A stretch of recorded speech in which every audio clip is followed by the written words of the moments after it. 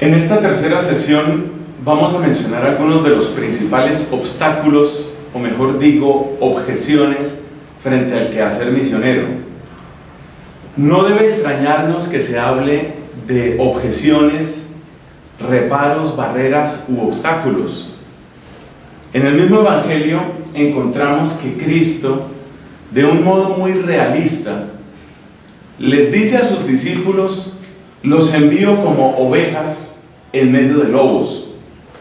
También les anuncia que van a tener persecuciones. Les dice que van a ser excluidos y juzgados. Van a ser víctimas de un terrible engaño. Llegará el tiempo en el que aquel que os mate creerá que le está dando gloria a Dios. Esas palabras de Cristo no dejan lugar a duda. Realmente la misión implica un serio riesgo. Tenemos que preguntarnos por qué. Obsérvese una cosa: el Evangelio light no tiene riesgos. Es el Evangelio de verdad el que tiene riesgos.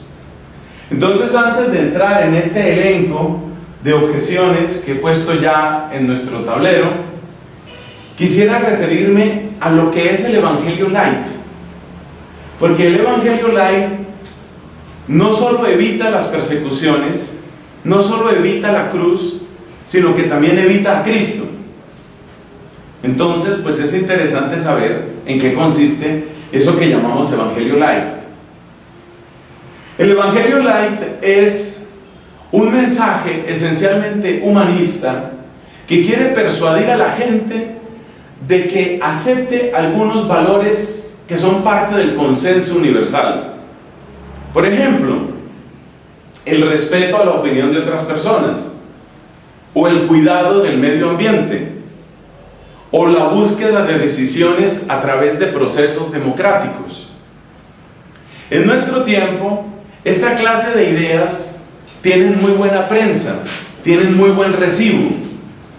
Una persona que llegue a un lugar nuevo con un mensaje de vamos a cuidar el medio ambiente, vamos a luchar por la ecología, vamos a rescatar especies en peligro de extinción, tiene buena acogida. Una persona que quiere propiciar ambientes y mesas de diálogo y de escucha de las opiniones de todos, y que propone que las decisiones sean tomadas entre todos, por ejemplo, por medios de votación o de democracia, esa persona va a tener muy buen recibo. Y así sucesivamente. Entonces, eso que llamamos Evangelio light no tiene el peligro de persecución. En principio no lo tiene. Claro, uno siempre puede decir: el que propone valores democráticos está sujeto a persecución, desaparición, tortura en un régimen tiránico o en un régimen despótico. Eso también es verdad. Pero digamos, en la gran mayoría o en la parte más amplia de lo que llamamos la cultura de Occidente, ese no es el caso. Si hubiera que sintetizar en qué consiste eso que estoy tratando de llamar Evangelio light, podríamos decir que Sartre, el filósofo, es su gran patrono. El lema fundamental del Evangelio light es: primero va la existencia y luego va la esencia. O dicho de otra manera, lo que tú eliges ser, eso es lo que tú eres. Lo que el mundo elige ser, eso es lo que el mundo se convierte, o eso es en lo que el mundo se convierte. Es decir, el Evangelio light deja al ser humano en manos de sus propias preferencias, de sus propias decisiones y de sus propios consensos. Y esa manera de pensar y esa manera de hablar, por definición, no entra en contraste con la opinión de la gente. Porque si lo que yo le voy a transmitir a la gente es: pongámonos de acuerdo para hacer lo que todos queremos hacer, ¿cómo es posible que surja una persecución ahí? Si todos estamos haciendo precisamente lo que queremos hacer. Bueno, un problema que tiene el Evangelio Light desde el punto de vista de nuestra fe es que tiene que disimular o tiene que redondear o incluso tiene que podar todas aquellas aristas que resulten incómodas para la mentalidad dominante. Por ejemplo, los evangelios hablan de que Cristo hizo milagros, pero eso es incómodo. Eso es incómodo porque yo no veo milagros todos los días. Eso es incómodo porque yo no puedo repetir los milagros en el laboratorio. Eso es incómodo porque no hay ninguna teoría que respalde eso, teoría científica. Entonces la reacción de un misionero del Evangelio Light es: hombre, pues si no te gustan los milagros, tranquilo, quitemos los milagros. Ya se acabó el problema. No hablemos de milagros, hablemos más bien de gestos que inspiran en la persona de Cristo. Hablemos más bien de cómo la bondad de Cristo tiene una repercusión en la gente de su tiempo y marca un ejemplo que ciertamente es interesante. Entonces, como eso te fastidia, eso lo quitamos. ¿Te fastidian las cosas sobrenaturales? ¿Te fastidia la resurrección? ¿Te fastidia que se hable de demonios? ¿Consideras que eso pertenece a una mentalidad o a otro siglo? No hay ningún problema. Recortamos eso. Mira, ese era un atavismo, ese era un prejuicio, esa era una deficiencia de conocimiento que tenía la gente en esa época. Entonces no te preocupes, recortemos eso, no peleemos. Entonces olvidémonos de todos esos seres fantasiosos que hay que meterlos en el armario. Como ya hay tanta gente que salió del armario, el armario quedó desocupado, entonces podemos meter en el armario los ángeles, los demonios, lo sobrenatural, porque esas cosas engendran tensión, engendran incredulidad. También en el aspecto moral lo mismo. Jesús dice: lo que Dios ha unido no lo separa el hombre. Sí, eso dice Jesús, pero Jesús no puede querer que yo lleve una vida infeliz. Entonces, ese no puede ser Jesús. Jesús tiene que querer algo distinto. Como conclusión, entonces en la práctica se permite el divorcio. Pues la Biblia dice otra cosa. Pues sí, pero eso hay que saberlo entender. Y normalmente en las interpretaciones bíblicas morales, dentro de ese enfoque que llamamos Evangelio Light, las interpretaciones bíblicas se toman todas desde una lámpara que se pone muy alta, y esa lámpara es el amor. Por supuesto, un amor entendido de un modo muy especial, de un modo muy particular. Un amor que excluye del Evangelio la primera palabra que Cristo dijo en el Evangelio: convertiros. Es un amor sin conversión. Entonces, cuando se levanta bien alto esa lámpara del amor sin conversión, del amor que no reclama conversión, se pone esa lámpara bien alta. Entonces a la luz de esa lámpara todo lo demás se ajusta. Que hay que permitir el divorcio, pues se permite el divorcio. Que hay que permitir el aborto, pues se permite el aborto. Dice la palabra de Dios: ni los afeminados ni los homosexuales entrarán en el reino de Dios. Sí, pero es que eso pertenece a los prejuicios culturales de ese tiempo, a la luz del amor, que es lo único que realmente importa. Nosotros no tenemos que preocuparnos del comportamiento de la gente en su vida privada. Eso no tiene que interesarnos. Lo único que tiene que interesarnos es que la primacía de ese mandamiento fundamental. Entonces, el Evangelio Light lo podemos resumir en estos 3 puntos. Primero, lo que ya dijimos de Sartre: tu vida es lo que tú decidas ser, y la vida de la humanidad es lo que la humanidad decida hacer cuando todos estamos de acuerdo. Es decir, ahí hay supresión del pecado original, ahí hay supresión de las consecuencias del pecado, ahí hay una cantidad de negaciones de lo que nosotros consideramos y sabemos que es nuestra fe. Segundo punto del Evangelio Light: levantar muy alto una lámpara que es la lámpara del amor sin conversión, y desde el amor sin conversión suavizar todo lo que tenga que ver con las exigencias morales. Es decir, realmente no interesa lo que diga la palabra, interesa que tú seas buena persona. Y tercer punto: todo aquello que sea sujeto de discusión o que genere incomodidad, pues se quita del Evangelio o se silencia. Bueno, ese evangelio tiene una cierta popularidad, pero es una aventura suicida, porque realmente la proclamación de ese evangelio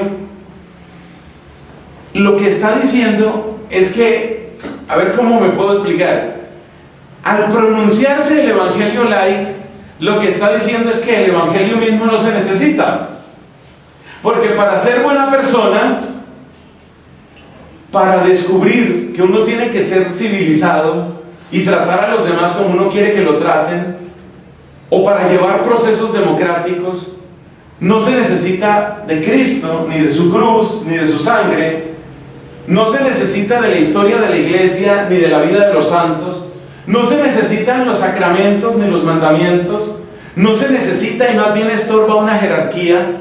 No se necesita una Biblia, de hecho, porque en ese gran consenso, en esa mesa de diálogo transnacional en la que todos podemos estar de acuerdo, pues no es necesario nada de eso. Lo que quiero decir es que la evangelización hecha según el modelo del Evangelio Light es una evangelización suicida, porque es una evangelización que está diciendo: mire, vengo aquí a evangelizarles contándoles que el Evangelio no se necesita. Es muy comprensible de dónde sale este tema, de dónde sale esta corriente. El Evangelio Light no sale de la nada. El Evangelio Light nace de una reacción a unos modelos de iglesia desgastados y fastidiosos. Modelos de iglesia desgastados es, por ejemplo, creer que con la sola fuerza de la memoria y la catequesis tú tienes a la gente convertida. Una tendencia fastidiosa y desgastada es creer que la sola sacramentalización ya garantiza una cultura cristiana. Un modelo desgastado y especialmente fastidioso es la arrogancia clerical. El que detrás de un hábito o detrás de un clergyman se considera un ser humano de otra sustancia o con otros privilegios o con otra dignidad, y reclama ese tipo de trato y está perpetuamente separándose en la sociedad, por ejemplo, de los criterios de la justicia. Esto que ha sucedido en varios países, claro que sé que es un fenómeno muy complejo y hay muchos elementos psicológicos y legales a tener en cuenta, pero por decir algo, eso que ha sucedido en muchos países, que los abusos cometidos por el clero contra menores, esos abusos han tenido como única respuesta de parte de la jerarquía el trasladar al responsable a otra parroquia o a otro lugar para que siga haciendo lo mismo. Eso causa una herida brutal en la gente, porque la sensación de que alguien puede escapar a la justicia simplemente porque es clérigo es exactamente lo que produce la sensación de: tu clericatura no importa, lo que tú eres no importa, tú te sometes como cualquiera, tú haces la fila como cualquiera y tú estás en las mismas instancias que cualquiera. Es decir, por supuesto que yo, como muchísimos otros, yo no puedo estar de acuerdo con el Evangelio Light porque es una negación del Evangelio. Yo no puedo creer en eso. Pero eso no significa que uno no pueda comprender de dónde viene eso. De la arrogancia, del autoritarismo, del clericalismo, de los continuos privilegios, de esa manera de hablar como que yo, porque sé teología, sé todo y lo domino todo. De ese modo de ser surge como reacción este evangelio, que lo que quiere es proclamar una especie de humildad y quiere enfatizar el aspecto horizontal. Podemos decir, según la antigua y muy repetida metáfora de la cruz, ¿no? El travesaño o el palo vertical y el palo horizontal. Si un modelo de iglesia demasiado verticalista, jerárquico, piramidal, impositivo, arrogante, es como el énfasis en ese palo vertical, pues ¿cómo reacciona? Hay otros que dicen: quitémosle toda la importancia a eso y quedémonos únicamente con el travesaño horizontal. Es decir, nos vamos de un extremo al otro. Si tú querías que tu poder y que tu dignidad y que todos tus privilegios tuvieran un origen celestial y que de allá del cielo te recibiéramos toda esa autoridad y vinieras a imponerte en todo, en la vida social, en la vida afectiva, en la vida sexual, en la ciencia, en las letras. Si tú pretendías eso, pues olvídate, aquí todo va a funcionar así, en el modelo horizontal. Y el modelo horizontal es que si tú quieres seguir creyendo en lo que tú quieres seguir creyendo es problema tuyo, pero tú no se lo vas a imponer a nadie. Así que cállate, misionero, cállate. Nos fastidia tu voz, nos fastidia que pretendas imponer ese modelo vertical, celestial, jerárquico, arrogante, despótico. Nos fastidia tu voz. Es muy importante comprender que el Evangelio Light es una reacción dentro de la iglesia tratando de limpiar el rostro de la iglesia. Por supuesto, es una opción que, una vez más lo digo, yo no puedo compartir. Yo no creo que esa sea la solución. Por supuesto que la solución, desde mi punto de vista, y no soy el único que piensa así, la solución está más bien en que la iglesia entre en procesos serios de conversión. Cristo no nos llamó a la arrogancia, Cristo nos llamó a la humildad. Cristo no nos llamó a la tiranía, Cristo nos llamó al servicio. Entonces somos nosotros, y especialmente los religiosos y los clérigos, somos nosotros los que hemos hecho fastidioso el tema del Evangelio, los que hemos hecho fastidioso el tema de la catequesis, el tema de la evangelización. Somos nosotros, no es culpa del Evangelio, es nuestro pecado. Entonces la solución no es cambiar el Evangelio, la solución es cambiar nosotros, para seguir ofreciendo, no imponiendo, seguir ofreciendo con humildad, pero también con perseverancia y con generosidad el Evangelio completo. Bueno, esa era la primera parte, la aclaración de por qué hay persecución y la aclaración también de este fenómeno tan extendido hoy, que es el fenómeno del Evangelio Light. Esto se manifiesta no solo en grandes culturas, sino incluso en cosas tan sencillas, tan cercanas y tan personalizadas como es una confesión. ¿Cuántas veces a mí me ha sucedido, y pregúntenle a otros padres y verá que es lo mismo, que hay personas que se confiesan y dicen: padre, yo vengo a confesarme? ¿Cuándo se confesó la última vez? Hace 3 días, pero no quedé tranquilo. ¿Por qué no quedaste tranquilo? Porque yo le dije al padre y el padre me dijo que eso no tenía nada, que eso no era pecado.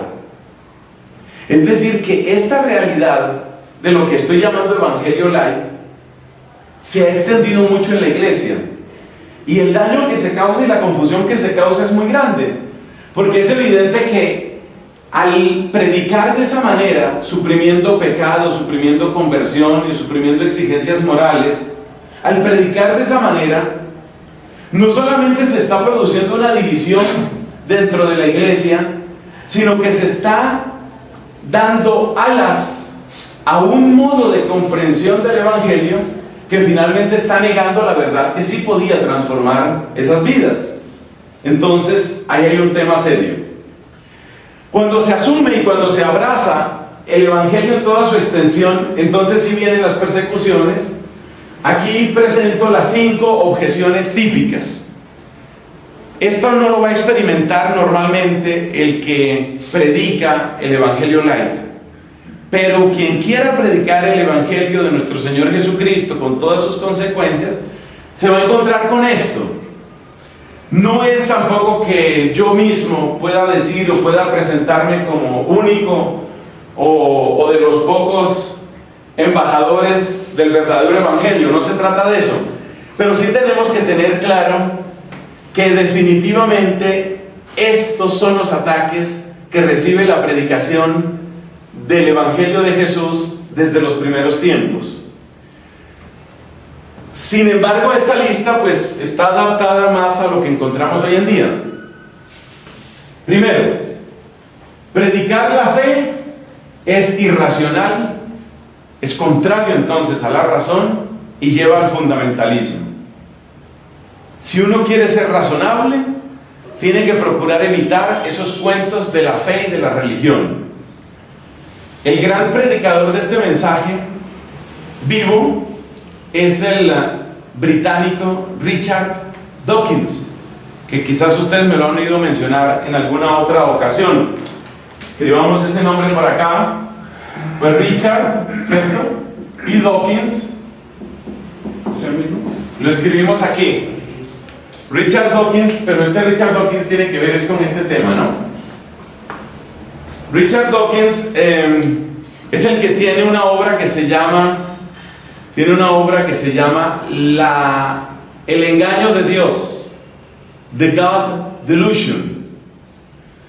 Él es biólogo de formación, su formación inicial es como biólogo, y según él, la fe, la predicación de la fe y la continuidad de la fe es la continuidad de una mentira que se opone frontalmente a la mentalidad científica. Y por consiguiente, cuanto más pronto nos deshagamos, cuanto más pronto arranquemos esa planta ponzoñosa que es la fe y que es la religión, cuanto más pronto salgamos de eso, mejor. Un autor que también es importante conocer en esta misma línea, murió hace poco, murió en diciembre del año pasado, también británico, yo creo que no es casualidad que ambos sean británicos, es Christopher Hitchens. Richard Dawkins se presenta, esta es una H, ¿no? Dawkins se presenta como un científico, aunque muchos científicos hoy desprecian el estilo de Dawkins. Dice que más bien hace quedar mal a la ciencia, porque él mismo cae en un fundamentalismo cientificista, en su modo de atacar cada vez con más virulencia a la religión. Hitchens no se presenta como un científico, se presenta como un retórico. La habilidad histriónica, la habilidad para el debate de Christopher Hitchens fue alabada hasta el momento mismo de su muerte. Su especialidad es hacer quedar en ridículo a la religión, mostrar las contradicciones internas. Entonces estos personajes y otros más, pues están básicamente presentando la teoría, la postura de que la religión es un daño para la humanidad porque es irracional y lleva al fundamentalismo, y el fundamentalismo lleva a la violencia. Entonces la religión es la principal causa de violencia en el mundo.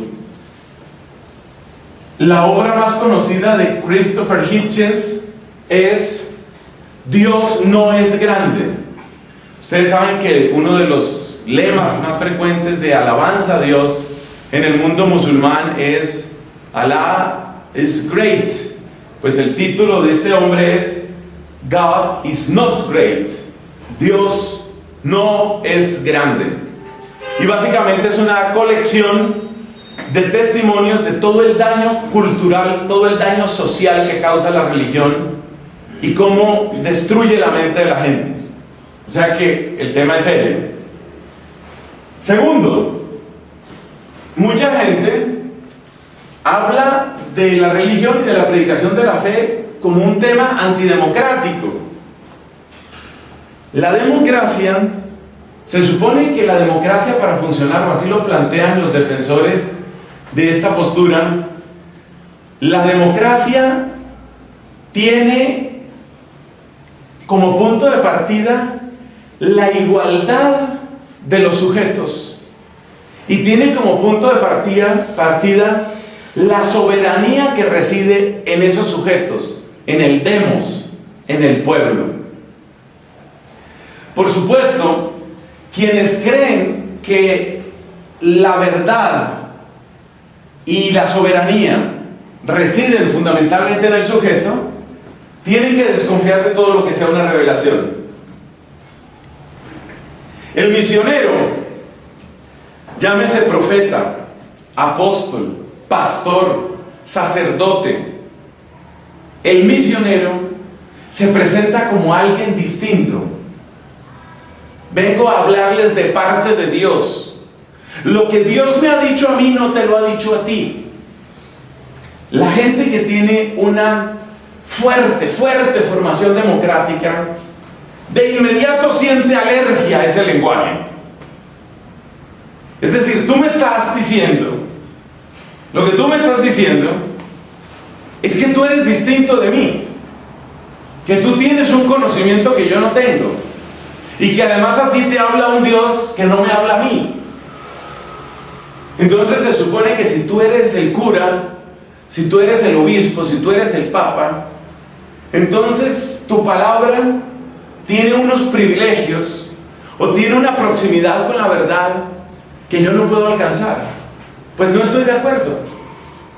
No estoy de acuerdo. Se supone que desde este ángulo la religión es no solo contraria a la democracia, sino contraria a la convivencia misma. Y por eso cuanto más religiosa sea una persona, más peligrosa es esa persona.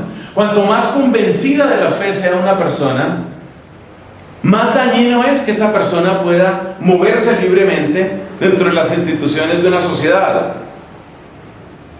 Porque es contraria al fundamento de la sociedad. Nuestra sociedad es una sociedad democrática, y tú vienes a decir que hay una verdad que te ha llegado, viene así del cielo. Yo no creo en verdades bajadas del cielo. Yo creo en lo que se ha definido en una votación, en una cámara, en un senado, en un congreso de diputados elegidos por la gente. Eso fue lo que la gente eligió. Y la gente eligió eso y la gente decide eso. Por supuesto, si esto se lleva a sus últimas consecuencias, pues eso tiene implicaciones serias, haya o no haya religión. Porque cuando esto se toma con esa intensidad, lo que uno está diciendo es que la verdad se define por votación. Y lo que uno está diciendo es que lo bueno se define por votación. Y eso ciertamente se puede cuestionar, pero por el momento estamos presentando solamente las objeciones. Tercera objeción. Las dos grandes son estas dos, la 1 y la 2. Y de ellas en cierto modo se derivan las otras. La tercera objeción es que la religión es una imposición. Le hacemos esta pregunta a la persona que tiene una fe: ¿lo que tú crees es verdad o es mentira? Pues lo que yo creo es verdad, tiene que decir una persona si es creyente. ¿Y lo que tú crees es verdad solo para ti o debe ser verdad para todos? Por ejemplo, que Dios existe, ¿eso vale únicamente para ti o vale para todos? Si la persona tiene fe, su respuesta es: Dios existe independientemente de que yo lo diga o no lo diga. Dios existe independientemente de que tú lo creas o no lo creas. O sea que tu verdad de que Dios existe, esa verdad tuya, la tengo que aceptar yo. Así, la evidencia que yo tome de la razón o de la ciencia o de la historia me está diciendo lo contrario. O sea que tu verdad tiene que imponerse sobre la mía. Pero no solo eso. Como tus obispos hablan todo el tiempo están hablando, porque no paran, y están hablando de todo. Están hablando de la paz y de la guerra y de la ciencia y de la genética, y están hablando de la política y de la justicia y de los abortos y de la sexualidad, y como no paran, entonces se supone que la voz de esos jefes tuyos en los que tú crees, se supone que esa voz tiene que tener un impacto en la sociedad. ¿Y por qué ellos se saltan los canales de la democracia? ¿Y por qué ellos pretenden que su voz sí se escuche? ¿Por qué pretenden imponer lo suyo? En algunas ocasiones esta objeción se ha descrito, se ha planteado de un modo bastante agresivo. En algunas marchas del movimiento pro-choice, ustedes saben que en estos países, singularmente en Estados Unidos, hay gente que se llama pro-life. Entonces los otros no van a escoger el nombre pro-abortion, ¿no? El nombre que ellos tienen es pro-choice. Nosotros estamos a favor de que la gente pueda elegir, la mujer pueda elegir. Entonces, hay marchas pro-vida, pro-life, pero también hay marchas pro-choice. Y en algunas de esas marchas, La gente más feminista y la gente más radical en esa tendencia utiliza lemas muy fuertes. Uno de los más fuertes que yo haya visto últimamente es: quita tu rosario de mi vientre. No metas tu religión con mis decisiones. No impongas. Se acabó el Sacro Imperio Romano Germánico. Las cortes y las monarquías se acabaron hace mucho rato. Quedan únicamente para la foto y quedan únicamente para algunos banquetes, mientras logramos terminar de deshacernos de esos señores. No pretendas imponer tu verdad. El hecho de que tú seas sacerdote, el hecho de que tú seas obispo, no significa nada. O mejor dicho, lo único que significa es que tienes un récord lamentable y vergonzoso de abuso, de hipocresía, de incoherencia y de tiranía. Eso es lo único que significa. Este es el tipo de mentalidad que está detrás de lo que se llama el laicismo. ¿Qué es el laicismo? Laicismo que vemos avanzar sobre todo en un país como España. Yo creo que es de los que de un modo más claro muestra esto, cosa que no me extraña, porque como hemos dicho en otras oportunidades, España se caracteriza por ser intensa. Si se trata de ser santos, pues ya tienes esa pléyade, ¿no? Santa Teresa, Santo Domingo, San Juan de la Cruz, San Francisco Javier, San Francisco de Borja, San Ignacio de Loyola. Esos los santos y grandes santos. Si es a ser santos, con todo. Pero si es a blasfemar y si es a destruir la iglesia, entonces a ver cómo hacemos una ceremonia para desbautizarnos. Y eso tiene que ser con gran júbilo y con gran fiesta y con mucha prensa, que hemos apostatado, que hemos apostatado. Tiene que verse que sí hemos apostatado. Entonces no me extraña que sea España el país donde eso se nota más. Eso es lo que se llama mentalidad laicista. El laicismo se alimenta de esto. El laicismo hace también presencia en Latinoamérica, también está presente en Latinoamérica, pero de un modo ciertamente más humilde, de un modo más pequeño, pero está. Cada una de estas objeciones usted las puede encontrar en distintas personas. Le doy algunos ejemplos. Sobre la fe y la irracionalidad y esto, usted tiene el famoso científico neurólogo Rodolfo Ginás. Él no pierde visita a Colombia en que no haga una mención de cómo la fe católica nos mantiene en la Edad Media y cómo es una causa severa y continua de atraso. Él no pierde oportunidad para dejar de decir ese evangelio. Si se trata de lo antidemocrático, pues usted mire buena parte de la prensa que tenemos. Creo que la prensa que tenemos es prácticamente toda en esa dirección, a veces con mayor intensidad que otra, pero va mucho en esa línea. Por decir algo, la gente de la familia, estos caballeros, usted no va a encontrar nunca un artículo que presente a la iglesia en una luz positiva dentro de estos caballeros. Por ejemplo, el que escribe en Semana, ¿cómo es que se llama ese señor? Antonio, creo. Antonio Caballero. Ese es el estilo, ¿no? Sobre lo de impositivo, eso es totalmente cierto, ¿no? En las discusiones, si ustedes entran a los portales de noticias, siempre que se discute un tema moral, aparece algo de religión, la respuesta es virulenta, es dejen de imponernos esa moral. Y este es el ambiente que poco a poco se va extendiendo en muchos sitios. Esta es también la agenda de un presidente como Obama. Por supuesto, pues con mucha pulcritud, con mucha sonrisa, pero el presidente Barack Obama va en esta línea, absolutamente, completamente en esa línea.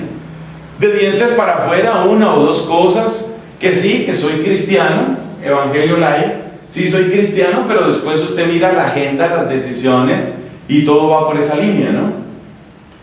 Esta última legislación, las empresas tienen que proveer de posibilidades de anticoncepción, incluyendo abortifacientes, y no sé si incluso abortos, a sus empleados. Oiga, pero es que nosotros somos un hospital católico, ¿cómo vamos nosotros a propiciar eso? Pues si usted está en este país, usted cumple las leyes de este país. Lo que usted sea, lo que usted piense, se queda para usted. Entonces, en este momento, en estos días, en los Estados Unidos, hay una serie de marchas convocadas por los obispos, cosa que es bastante extraña, eso no lo ve mucho uno en otros países.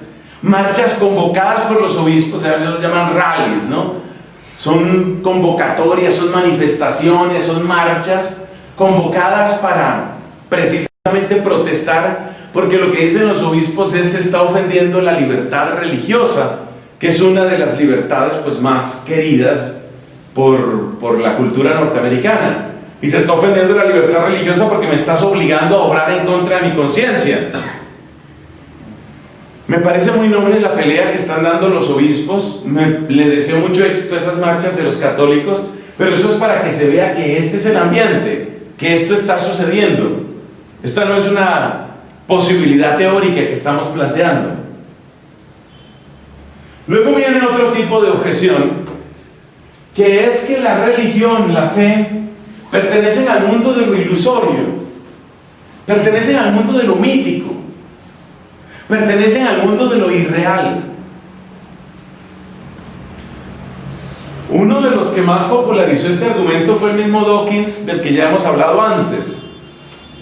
Dice Dawkins en uno de sus artículos, y luego esa imagen, esa metáfora la repitió muchas veces: si usted quiere creer en el Flying Spaghetti Monster, si usted quiere creer en el monstruo, en el espagueti monstruo volador, ese es su problema. Por supuesto, al comparar a Dios con un Flying Spaghetti Monster, pues ¿qué es lo que se está diciendo? Mira, si tu fantasía, a ver, sí, papito, tómate tu pastilla, está bien. Si eso te hace feliz, si arrodillarte delante de un yeso y repetir unas palabras, si eso te sosiega, si eso te tranquiliza, si eso te mantiene a raya las convulsiones, hazlo. Hazlo. Es decir, es tu mundo imaginario. De niños, muchos teníamos un amigo invisible, el amigo imaginario. Muchos niños que no tienen con quién jugar se imagina que tiene un amigo. Entonces, yo entiendo perfectamente, creciste, pero esa parte de ti no creció. Está bien, sigue con tu amigo imaginario. Tú lo llamas, ¿cómo es que lo llamas? María. Bueno, quédate con María, está bien, quédate con tu María, no hay ningún problema. Pero recuerda que ese amigo imaginario está en tu habitación, está en tu sacristía, ¿sí? Acuérdate. Devuélvete a tu sacristía, devuélvete a tu habitación, y allá tú haces, ¿tú cómo es que llamas eso? Liturgias. Tú allá haces tus liturgias, ¿sí? Y te vistes de distintas cosas, haces procesiones, ¿sí? Enciendes todas las velas, echas harto incienso. Y luego sales a la calle y cumples la ley. Es una ilusión que tú tienes. Por supuesto, sería mejor que salieras de esa ilusión, pero pues está en tu libertad. Si tú decides eso, problema tuyo. En el ámbito hispanohablante, un personaje que favoreció mucho esta visión de la religión fue Fernando Savater, que es un gran escritor, entre otras cosas.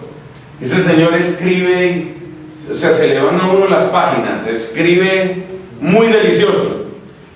Y en muchas cosas hay que reconocer un hombre muy sensato. Pero en su modo de plantear las cosas, lo que él está diciendo es eso. A mí no se me olvida una comparación que utiliza Fernando Savater refiriéndose a este tema de lo ilusorio. Dice él: mira, hay gente que es fanática de las carreras de caballos. Entonces, para él ir a misa, o ir a una procesión, o ir a ver al Papa, produce en la gente una descarga de endorfinas. O sea, el Papa es fuente de una descarga de endorfinas. Tú te sientes bien, tú te paras allá y aplaudes al viejito, y pasó el viejito, bravo, el Papa. El otro se para en una carrera de caballos y dice: bravo, que gane la Pepa ganó, bravo ya. Pero terminada la carrera de caballos, tú te devuelves, ¿cierto? Tomas el transporte público y ya tú no vas a estar gritando, ¿cierto? Ya tú no le gritas más a la pepa. Tú simplemente te subes a tu metro, te subes al tren y vas calladito. A tu lado va otro que cree en el rock satánico, a tu lado va otro que cree que el tarot va a salvar al mundo, y junto a todos vosotros estoy yo, que no creo en ninguna de esas cosas, y todos vamos tranquilos en el metro. Tú quédate con tu ilusión, tú quédate con tu fantasía. Eso a ti te sirve, eso te ayuda a mantener tu mundo armado. Papito, tranquilo, sigue con tu mundo armado, tú ten tu mundo organizado, pero jamás pretendas que mis hijos escuchen tus barbaridades. Yo no quiero a mis hijos creyendo en el Flying Spaghetti Monster. Yo no quiero a mis hijos aplaudiendo al Papa. Yo no quiero a mis hijos postrados delante de una galleta diciendo que ese es el cuerpo de Cristo. Yo no quiero a mis hijos en esas. Entonces, tú no pretendas que salga a pasear lo que tú llamas tu santísimo, salga a pasear por las calles y que todo el mundo tiene que respetarte lo tuyo. Tú no pretendas eso. Tú mete tus ceremonias y tus liturgias con todo el incienso que quieras, mételo allá en tu pieza. Y allá tú sueñas que tú eres emperador o que tú eres Napoleón. Siéntate Napoleón y di todas las cosas que quieras. Pero tú en la calle y en el ámbito social te portas como todos. Eso se llama pluralismo laicista. Ese es el laicismo. Y ese es el estilo que se impone o ha querido imponerse, especialmente durante el gobierno de José Luis Rodríguez Zapatero. Quiso imponerse con todo vigor. Esa es la filosofía del socialismo de izquierda. Y en el fondo esas son las propuestas de lo que se llama el libre pensamiento desde sus orígenes en el siglo XIX. La última objeción es muy parecida a la cuarta. Lo que tú pretendes con la religión se puede lograr por otros medios. Miren, yo les voy a pedir atención en este último punto. Cuando uno piensa, oigan esta frase, cuando uno piensa que la religión sirve únicamente para mejorar la vida sobre esta tierra, ya uno cayó en esto. Porque para mejorar la vida en esta tierra hay muchos otros recursos. No vamos a decir que la vida que llevaban en tiempos de Solón o en tiempos de Demócrito allá en Grecia, o en tiempos de Cicerón, o en tiempos de la Pax Augusta allá del emperador por tiempos de Cristo, no vamos a decir que esa gente no sabía lo que era convivencia. No vamos a decir eso. Es decir, que si de lo que se trata, yo quiero que esto quede muy claro, si el objetivo de la religión y si el objetivo de la misión es únicamente que la gente se porte bien, si ese es el único objetivo, para eso no se necesita la religión. Acuérdate las tres expresiones que utilizamos: el evangelio como buena nueva, como paradoja y como consumación. Ciertamente, al recibir el evangelio como buena nueva, nosotros estamos diciendo que tiene un impacto en la vida de la gente. La primera carta de Juan lo dice de una manera abierta y clara. Dice: el que dice que está con él tiene que andar de continuo como él anduvo. O sea que está claro que el evangelio tiene que tener una repercusión en el comportamiento y en la vida. Pero la religión, nuestra religión, no se limita a una transformación de la vida para favorecer la convivencia. La religión, nuestra religión, no se limita a eso. Nuestra religión tiene que ver con algo que va más allá. Y eso que va más allá, esa consumación de la historia, es la que se enuncia en términos escatológicos con la palabra cielo. Es decir, no puede haber verdadera predicación si la predicación no apunta finalmente hacia esa realidad última, hacia esa realidad trascendente. Pero en la medida en que la iglesia ha reducido la evangelización a la transmisión de unos valores, yo no digo que esté mal transmitir valores, ni más faltaba, pero en la medida en que se quiere presentar la fe únicamente como el fomento de unos valores de convivencia, el fomento de unos valores, pues las consecuencias ya ustedes saben cuáles son. Si la religión es la transmisión de unos valores, no necesito la religión, porque esos valores precisamente son valiosos. Su mismo nombre lo indica. Entonces, por favor, tengan cuidado. En su tarea apostólica, en su tarea evangelizadora, tengan cuidado, no vaya a ser que ustedes presenten la fe únicamente como el fomento de valores. Y eso ha sucedido mucho en nuestros colegios y en la universidad. Es decir, se presenta a la evangelización como educar con valores. ¿Cuál es el problema de eso? No es que eso esté mal, eso está muy bien, pero se queda muy corto. Por eso el Papa ha venido insistiendo en que la evangelización tenemos que empezar por leerla desde otra categoría, no desde la categoría transmisión de conocimiento, aunque eso es válido y es necesario, no desde la categoría educación solamente, aunque eso es necesario y es válido, sino desde la categoría encuentro. La evangelización es encuentro, encuentro con la persona viva de Jesucristo. Si tú reduces la evangelización a seamos buenos, seamos justos, seamos sinceros, seamos solidarios, seamos buenas personas, lo que tú estás diciendo en el fondo es suicida nuevamente. Lo que tú estás diciendo es: vengo a contarles un evangelio que es tan bueno que ustedes ni siquiera necesitan del evangelio. Vengo a presentarles una religión que es tan suave que usted ni siquiera necesita creer en ella. Le traigo una religión tan buena, pero es que es tan buena esta religión que usted ni siquiera necesita creer en ella. Tan buena es esa religión. Bueno, ustedes se dan cuenta que esto va disminuyendo en intensidad. Todo va conectado. Las objeciones fundamentales son la 1 y la 2, o tal vez la 1, la 2 y la 3. La 4 y la 5 son más bien objeciones que tienen que ver con el manejo práctico de la gente creyente en un mundo pluralista, en un mundo agnóstico, en un mundo laicista. Estas objeciones, yo sé que no se dan con toda su intensidad en todo el tiempo. En la misma España de la que hemos hablado y que todos conocemos con más o menos cercanía, en la misma España no es que el ambiente sea a todas horas y por todas las personas y en todos los lugares de este molde o de este estilo. No. Pero yo creo que cuando uno está a las puertas de iniciar un ministerio, o cuando uno en todo caso tiene la vida comprometida con un servicio al Evangelio, uno tiene que saber esto. Y sobre todo uno tiene que saber que detrás de cada una de estas objeciones, evidentemente pues hay fuerzas oscuras. Si lo quieres plantear de alguna manera, pues es válido decir que quien está detrás de todo esto es el diablo, que no quiere que se propague el Evangelio. Eso también es cierto.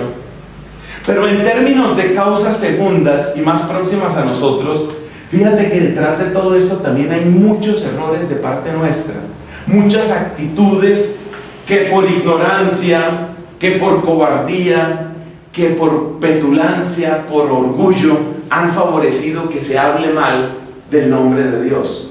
Lo que quiero decir con otras palabras es que si la iglesia pudiera presentar, y desde luego debiera presentar, si la iglesia pudiera presentar con más frecuencia, con más vigor, con más nitidez, el rostro de Jesús, el rostro de Jesucristo, pobre, humilde, casto, siervo, verdadero, generoso, revelador del Padre, estas objeciones caerían. O dicho de otro modo, la gran respuesta a estas objeciones es la verdad de Cristo en nuestras vidas. La gran respuesta a estas objeciones es que sea el mismo Cristo el que salga a través de nuestros ojos, de nuestras actitudes, de nuestras palabras. Por supuesto, esto significa una profunda comunión con Cristo. Pero en otro sentido, y con esto terminamos, estas objeciones también reclaman de nosotros una respuesta articulada. Entonces, pues es aquí donde viene la tarea para ustedes, porque también hay que dar tarea, ¿no? Entonces, tarea, trabajo. Vas a escribir una pequeña respuesta, pero que tú consideres suficiente, una respuesta breve pero razonada a cada uno de estos elementos. Repito, la verdadera respuesta o el principio de la verdadera respuesta es la profunda comunión e identificación con Cristo, que es quien realmente vence a estas objeciones. Esa es la verdadera respuesta. Pero también es importante que nosotros tengamos claridad mental sobre de dónde surgen y también cómo se responden. Entonces, para nuestra siguiente sesión, les pido el favor de tener por escrito. Eso significa que lo que se va a hacer aquí es leer tu respuesta. No es leerla y que tú con otra parte de manoteo termines de explicar, sino que tu respuesta debe estar tan bien redactada que con leerla aparezca qué es lo que tú quieres decir. La idea es que de las respuestas de ustedes aquí, de una articulación de esas respuestas de ustedes, vamos a sacar un pequeño documento que se puede llamar, el nombre lo discutimos, que se puede llamar algo así como respuesta al laicismo o algo así parecido, que nos quede como testimonio de este trabajo conjunto y de esto que hemos podido ir avanzando. Pero eso será después. Por ahora, para la siguiente sesión, cada uno por favor con un párrafo que responda suficientemente a estas 5 objeciones. Gloria al Padre, al Hijo y al Espíritu Santo.